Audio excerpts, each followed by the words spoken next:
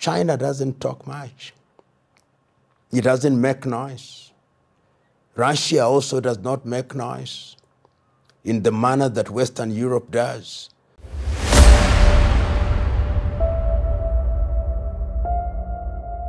You know, on the 3rd day of September, many things could happen. And I'm one who believes that in international diplomacy, you never say never. And, you know, Trump loves the big stage. And that stage will be large. So if he appears there even for just 1 hour and is part of the photo op and part of the interview that follows, it will be part of his making America great again by having this association with the leading powers in the world, militarily, Russia and China. So never say never. I wouldn't be surprised that both President Putin and President Xi would themselves be very happy to have the United States of America pulling on the same side of the tug of war, so that you leave it to the Europeans to do their act and to really, as it were, lick their wounds as former colonizers. So it's a possibility, and is one that I would myself and many people would love to see in order to reset international diplomacy and international engagements. China doesn't talk much.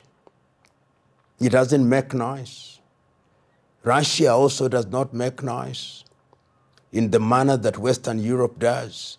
So the diplomacy is sometimes subtle, many times subterranean, and I think it is going to ruffle feathers, if it has not ruffled feathers, when the meeting takes place on the 3rd day of September 2025. I want to imagine that Western intelligence must now have deployed all their arsenal, human and otherwise, with a view to either torpedoing this or trying to understand what is going to be the end game after that rendezvous. If China was to directly and openly support Russia, then it would send jitters in Europe. I think there is a sense in which the apparent neutrality of China is something that sends the message that Russia is vulnerable. But if China were to enter into the war, first of all, from a purely trade perspective, international trade would be disrupted in a very major way.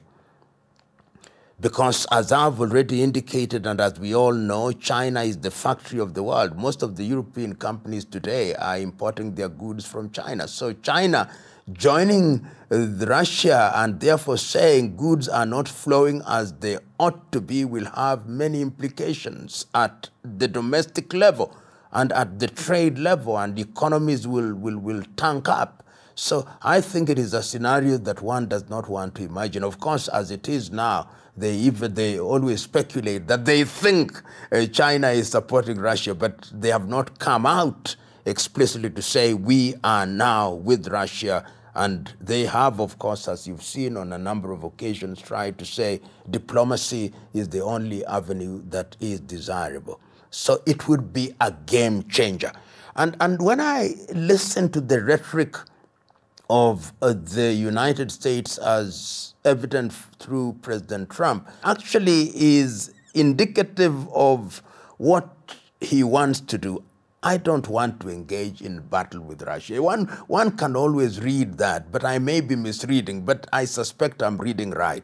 That I'm giving the opportunity for this thing to be resolved. Remember, even when he says, I thought that this war would end very quickly, and then I didn't end very quickly, but he says that I still have a good conversation with President Putin, which means he believed that Putin is a person that he can do business with. And Trump is a master at transactional politics, what is in it for the United States of America, which is underlined by that slogan, making America great again.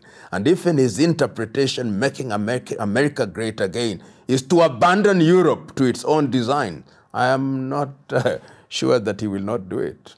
How do we deal with a China that is progressively becoming very sophisticated and is not just trade of goods and services? Look at their military, look at their engagement in the area of cybernation, in the area of artificial intelligence, in the aviation industry, and all these things which defined the fourth and fifth industrial revolution. And if then they have more friends, then it is worrying Europe, and must be a source of concern. And the other thing that must worry Europe in this context is the proxy war that is being prosecuted in Ukraine. That to the extent that the war does not appear to be going according to script, to the extent that the war appears to be going on, to the extent that the United States of America is ambivalent as to how it will behave, it must be remembered that the President of the United States, Donald Trump, was very clear in the early days of his presidency saying that Europe must now take care of its bills within the North Atlantic Treaty Organization. And we have seen how they have tried to improve their expenditure in the UK, in France, and in Germany. And you have in the United States of America a government that is not as clear as to whether it would cast its lot with Europe. And I remember at one time President Trump, in his quest to ensure that he brokered peace between Ukraine and Russia, reminded Europe that there is a big, beautiful ocean between Europe and the United States of America, saying that we are not necessarily going to join you. If you choose to fight this war, we may sit pretty several thousand miles away and leave you to your fate. All these factors must then worry the West. And there is a book which is very beautiful in terms of defining the rise of China, From Deng to Xi. Within 30 years, China quietly, silently has emerged as an economic power. And when that has happened and it has become the second largest economy in the world, replacing Japan and, of course, leaving the Germans in their wake, then it has redefined many things. And see the Chinese rise not only as traders in the economy. Look at their presence in artificial intelligence. Look at their presence now in the aviation world with their new aircraft. Look at them now beginning to project military power and having military bases outside of their neighborhood. And look at the intimate relationship that they now have with Russia. In other words, the world is moving towards multipolarity.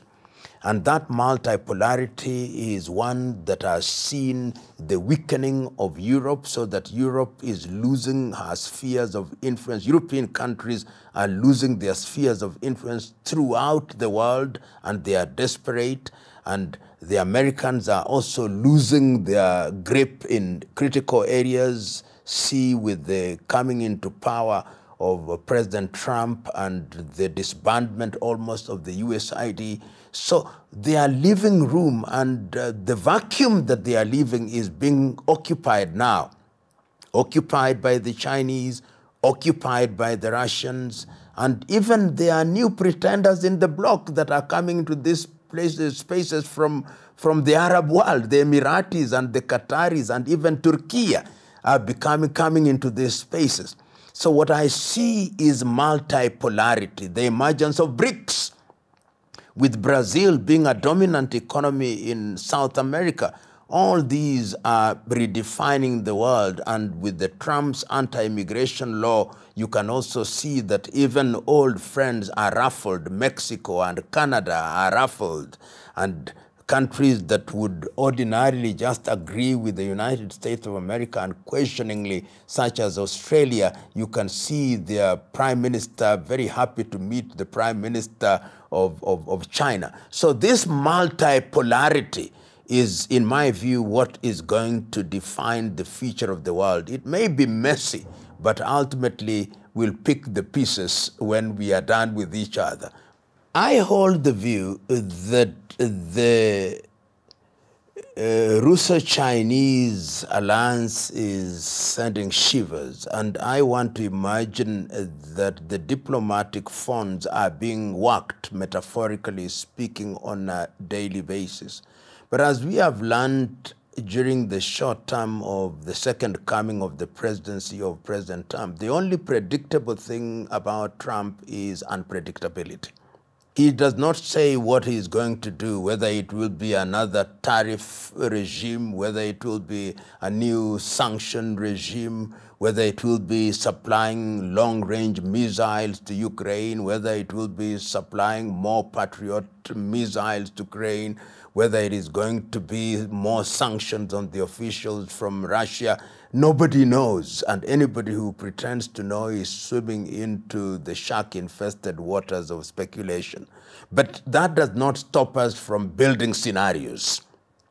And scenario number one to me is that possibly as we speak now, the administration of President Trump is doing everything within its power to engage President Putin and to engage President Zelensky, that there is a wisdom in having something as an armistice or a modus vivendi in the style of South and North Korea. So that once you have a modus, an operational modus vivendi and armistice, then it will freeze things and then negotiations can begin to happen, with the understanding as a quid pro quo on the part of Ukraine that we will freeze your application to join the European Union or NATO. That is scenario number one. Scenario number two is that Ukraine becomes very intransigent because of the encouragement of France and Germany and the United Kingdom, and says that as a condition precedent to any kind of ceasefire, the territories currently occupied, including Crimea, must be returned. And if that is the position that is taken, I want to believe that Russia will not play ball, particularly on the basis of the arguments that are in the public domain, which would then mean that some European countries would want to be engaged a lot more in the conflict, because in the minds of some European powers, this is the time to defeat Russia. And the question is, can you defeat Russia? It is not something that is not going to be easy. But Russia may also want to say that we now have allies. And China, in my view, would not be averse to saying, we are going to be that ally. We are big, we are nuclear, and if you want us to bloody our noses, we are going to cast our lot with the Russians. That is another scenario, in which event the Europeans would want to say that this is now a NATO affair, which brings another spin. Will the Trump administration then say we are putting boots on the ground? And I don't see appetite for that in the United States, particularly on the basis of extant evidence. So that the United States may very well say, this is a war that is being fought in distant lands. We are not going to be interested in it, and our participation will be very token to the extent that we supply some arms, and particularly because those arms are also giving us access to the natural resources of Ukraine. And the other scenario, which I think is unlikely but not impossible, is that America becomes more involved on the side of Europe, and who knows, never say never, casts its lot with Russia and China and reminds Europe, remember in 1990, we said not 1 inch more, let Ukraine be Finlandized, that, as we used to say in the early days, let them be neutral, so that they are neither with Russia in terms of intimacy or with the NATO or the European Union. And I have no doubt in my mind that minds better than I in the diplomatic arena are working along all these, because in all these countries one sees that the appetite for conflict is reducing by the day. And that appetite is one that ought not to be fed by megalomaniacs or egoists who think that this is the time for yet another conflict in the continent of Europe, whether wittingly or unwittingly. That is what I see happening. And I'm waiting, like all the rest, with bated breath. What will be the communique that will be issued by Russia and China on the 3rd day of September? China presents itself as non-threatening, almost weak at times. But I think that is a strategy. China has discovered that in order to get into spaces, you don't need to show arrogance. You don't need to project raw power, that you can be strong and powerful in a very silent way. And you can see their diplomacy, almost velvet, iron fists in velvet gloves. And I think it is very effective. In the Republic of Kenya recently, when a survey was conducted, 71% of those who were surveyed said that they preferred China to the United States.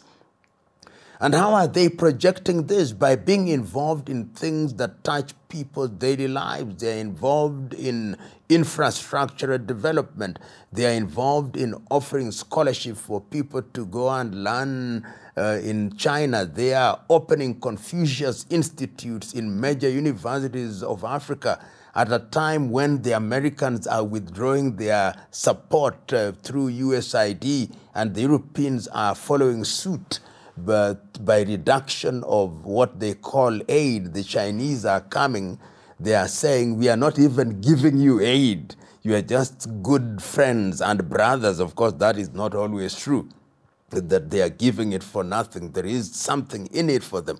But that non-threatening approach is what is endearing China as a country to different parts of the world. Not only in the continent of Africa, but you can see it even in Latin America, you can see it in Asia, and you can see the meetings, and you can see the reactive diplomacy.